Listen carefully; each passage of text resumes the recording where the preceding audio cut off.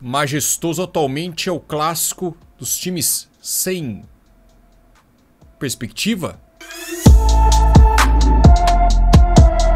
sem esperança, sem uma luz no fim do túnel. O que podemos esperar desse majestoso entre São Paulo e Corinthians no Morumbi? Vamos trocar uma ideia. Seja bem-vindo ao canal, deixa o like, se inscreva, claro, deixa o placar que vocês esperam da partida, como será o jogo e etc. Muito importante isso daí, tá? Para o crescimento do canal, também para dar engajamento, para a gente debater, para a gente trocar uma ideia. Vamos conversar um pouquinho aí então sobre São Paulo e Corinthians. Vídeo patrocinado pela Mais Ágil.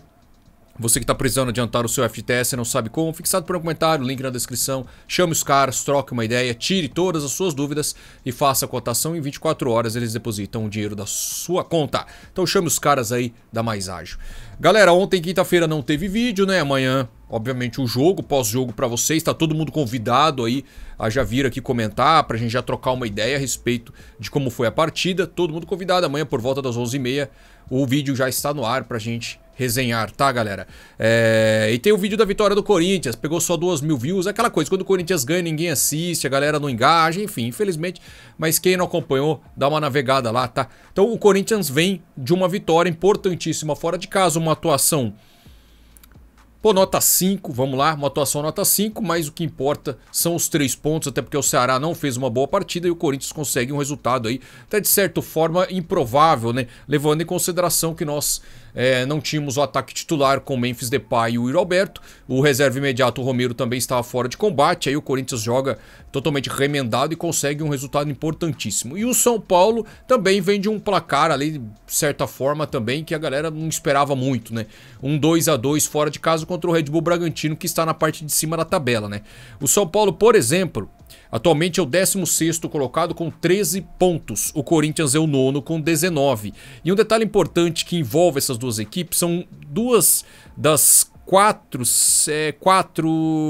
6 equipes que tem 14 jogos já feitos. Então são poucas equipes das 20 do campeonato que já fizeram 14 jogos. E o Corinthians e o São Paulo são duas delas. Ou seja, o São Paulo tem 13 pontos em 14 jogos. Ou seja, o São Paulo, por incrível que pareça, vive uma situação dentro do Campeonato Brasileiro pior que a situação do Corinthians, né? Claro, o São Paulo tem a Libertadores aí, né? Que é o grande respiro da torcida São Paulina, mas eu tenho muitos amigos são paulinos, palmeirenses, a gente sempre troca ideia, a gente sempre conversa.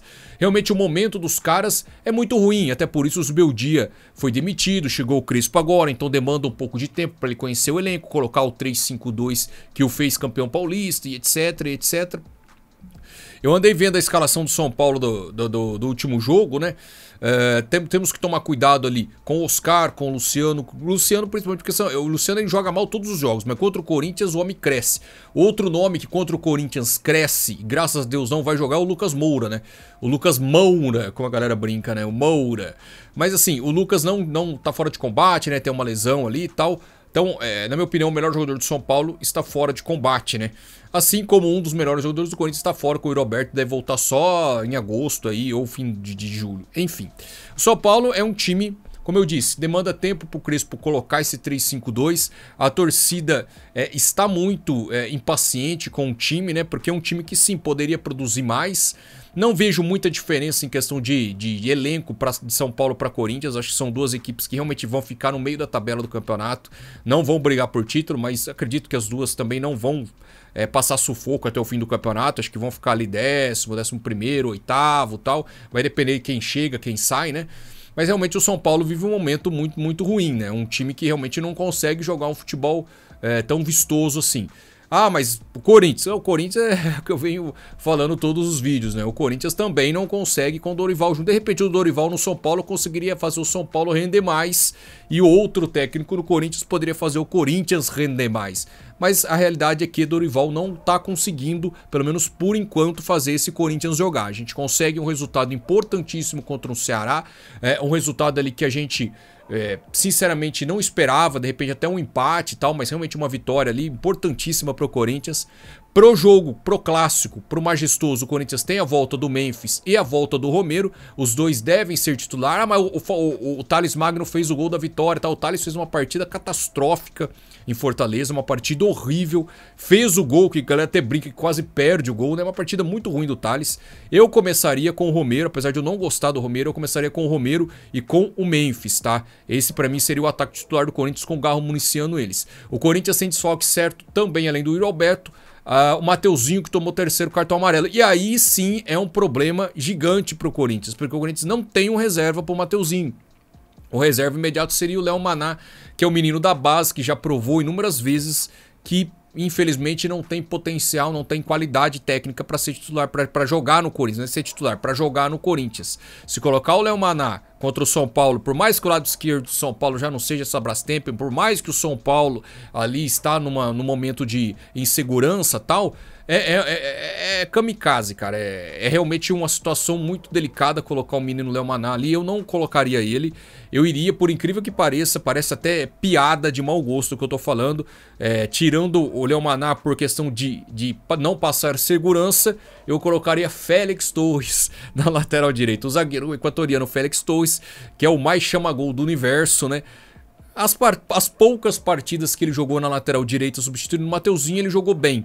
Por jogar fora de casa tal, e pela insegurança que o Léo Maná passa, eu iria de Félix Torres. Por mais que o Félix Torres também passe insegurança, por também um chama-gol, acredito que a experiência do Félix e o poder de marcação pode ser menos comprometedor pro Corinthians, tá?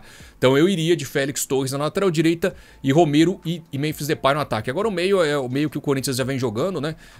Bidon, Martinez, Ranieri, até porque vai jogar fora de casa. É bom a gente ter um pouco mais de marcação no meio e deixar o Garro para armar o time. O Corinthians, assim como o Corinthians e São Paulo, acho que os dois estão na mesma toada. Repito, falta peças, são dois elencos ali pro meio da tabela. E acredito que vai ser um jogo muito feio. Eu acho que vai ser um clássico feio. Já dando o meu palpite, pra mim 1-1. Aquele 1-1 chorado, 2 gols assim achados, sabe? Uma coisa... Não acredito que vai ser um jogo de encher os olhos. Sabadão, 9 horas da noite. Que horário maravilhoso, estupendo e delicioso pra gente assistir. Um majestoso. Se fossem outros carnavais, né, lá nos anos 90, né, até para os próprios anos 2000, né, 2010 ali, 2012, o Coringão, São Paulo 2005 tal, seria um puta de um jogo. Mas infelizmente o atual momento das equipes aí não condiz com a grandeza dos dois rivais, né. Acredito que 1-1, um jogo chorado, e para o Corinthians seria o empate mais aceitável por ser fora de casa, né? E do São Paulo a torcida ficaria realmente aí mais revoltada ainda, até por conta da posição da tabela. Qual o seu palpite? O que você espera do majestoso? Deixa o like e deixa o comentário do palpite, beleza? Forte abraço, tamo junto, é nóis.